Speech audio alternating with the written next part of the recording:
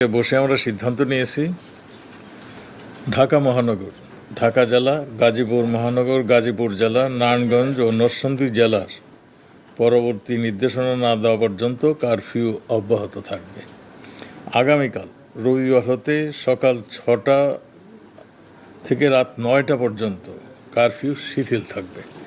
আমরা 7টা ছিল আগে, সেটাকে 6টা করা হলো, এবং 8টা ছিল সেটাকে 9টা করা হলো। কারফিউ এই সময়টুকু শিথিল থাকবে।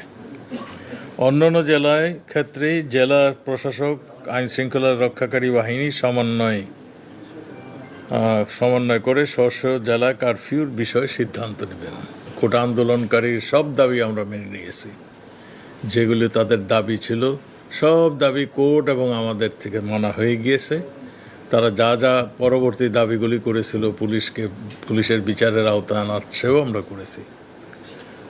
আমার মনে হয় এখন সময় আসছে আমাদের প্রিয় ছাত্র ভাইরে, তারা যেহেতু তাদের আর কোনো দাবি অবশিষ্ট নেই, তারা আন্দোলন থেকে তাদের স্ব ক্ষেত্রে চলে যাবেন, এটাই আমরা আশা করি।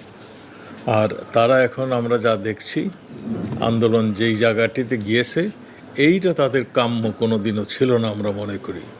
এখন রাজনৈতিক দলের কাছে, যারা নাকি সবসময় রাষ্ট্রদ্রোহী কাজে সবসময় ব্যস্ত থাকতো, জামাতে ইসলাম এবং আমাদের বিএনপি, আপনারা দেখছেন সবসময় তারা ধ্বংসাত্মক কাজে লিপ্ত ছিল। দেশকে কেমনে একটা বিপর্যয় ঘটাতে পারে, দেশকে একটা অকার্যকর দেশে পরিণত করার জন্য তারা শুরুর থেকেই চেষ্টা করছিল। আজকে তাদেরই